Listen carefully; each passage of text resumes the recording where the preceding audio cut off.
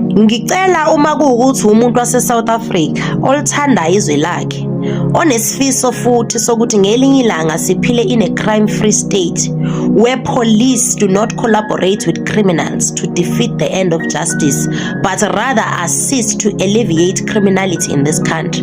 We share a video because I'm going to take you through my day yesterday.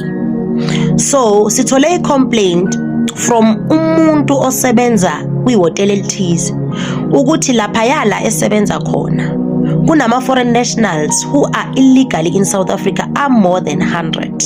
So the name of the hotel is the Grand Lisa Sentin.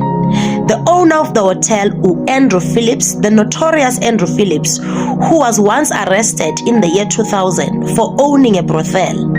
Icase yakhe yadrega right until the year 2006. Ama-prosecutors aloke change until the case was dropped. Siyazi ukuthi system yethu ihamba kanjani uma kuwukuthi u-businessman futhi onemali. Enough about that, so discuss ngelinye ilanga. So mase sinayo le information, abasebenzi basiphe wonke amagama wama illegal foreigners asebenza lapha kulela hotel. Asitshele futhi ukuthi before the 30th of June uAndrew ubatshelile abasebenzi abahlala kwezinye indawo ukuthi they must move into the hotel bahlale khona so that they can be protected. Wahamba wayothenga ipontshi, wathenga nama blankets amaningi, waba instructor to occupy certain rooms within the hotel. Abanye wabatshela ufane balale kuma jacuzzi because he knows that they are illegal in South Africa. So siphethe le information, siphethe umsebenzi osebenza kulelo hotela, siphethe namagama abo bonke labasebenzi ongebona bale South Africa. Sithi asike sinikele ke police station. But before siye police station simtshela uAndrew ukuthi Andrew wenza into wrong, uphula umthetho wase South Africa, sizohamba sokuvulela icase police station. Athi where? Sentin Police Station, I own that police station. You can even go to Alexandra Police Station. I'm the mayor of Rivonia, I'm the mayor of Rivonia. Angeke ngenze next. Sithi unamanga wena, amaphoyisa aholelwa uhulumeni awaholelwa hu.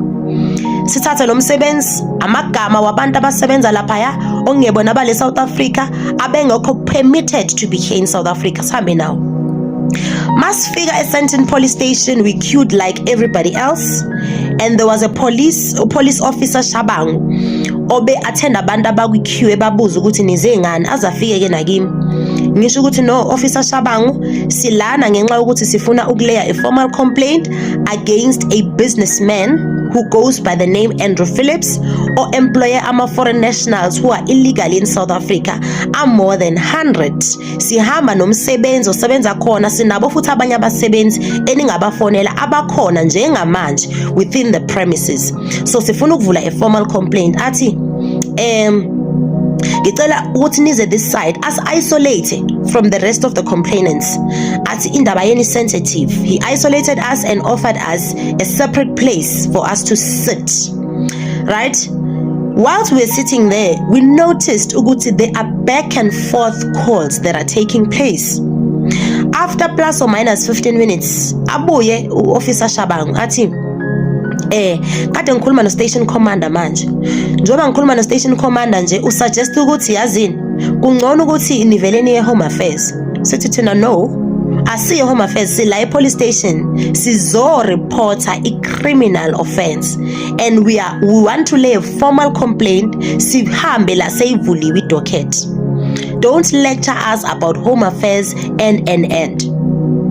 Emva kaloko disappear. Sibone kufika an Indian guy kuthiwe uPillay, Brigadier Pillay.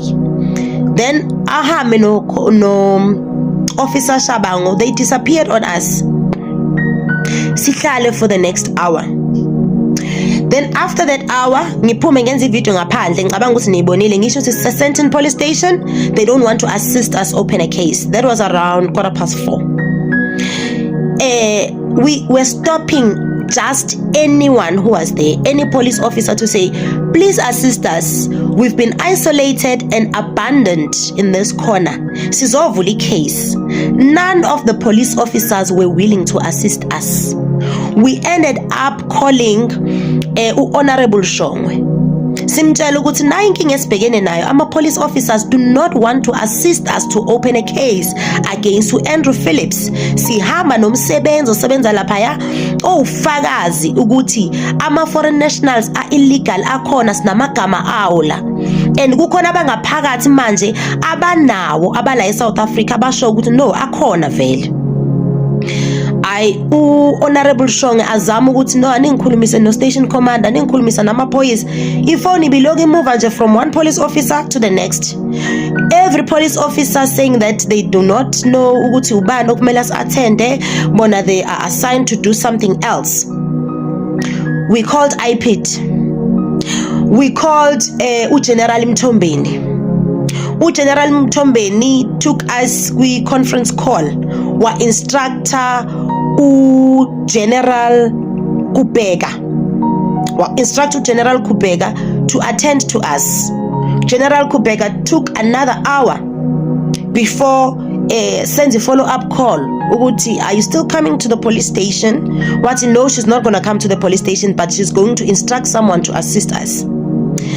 Ngaleso sikhathi guys, i-day shift ibisihamba futhi in fact sihambile ishiya khona lapha e-police station. Sifike ngo-3:10 sesishiwa abantu abashayisa ngo-6. Sengena i-shift entsha manje.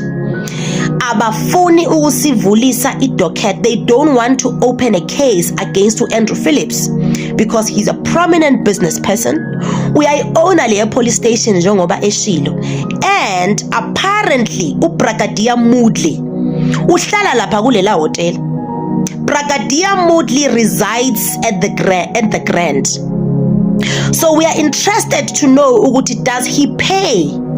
Does he fit the bill yokuhlala lapha at the Grand, or it's some form of a compensation for protection of Andrew Phillips, who claims to own Sandton police station?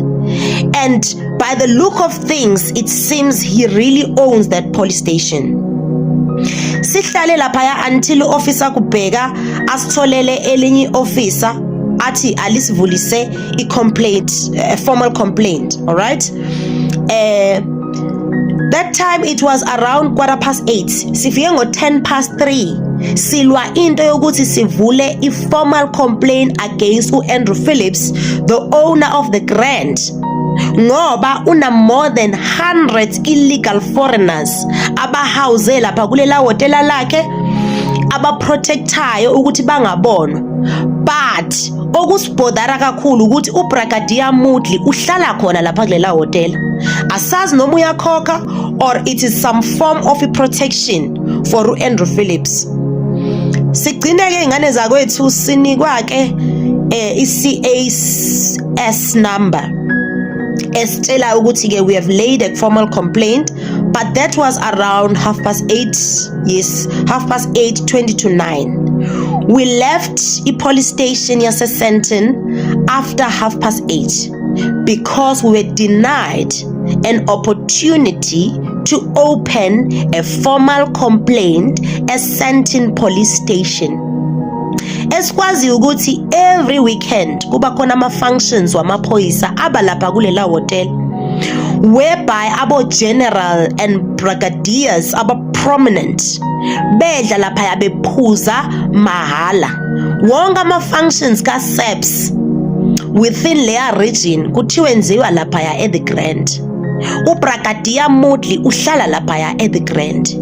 But yet kunama illegal immigrants lapha at the Grand who are housed and protected by Andrew Phillips, the notorious Andrew Phillips, who was once arrested in the year 2000 for illegally owning a brothel in this country.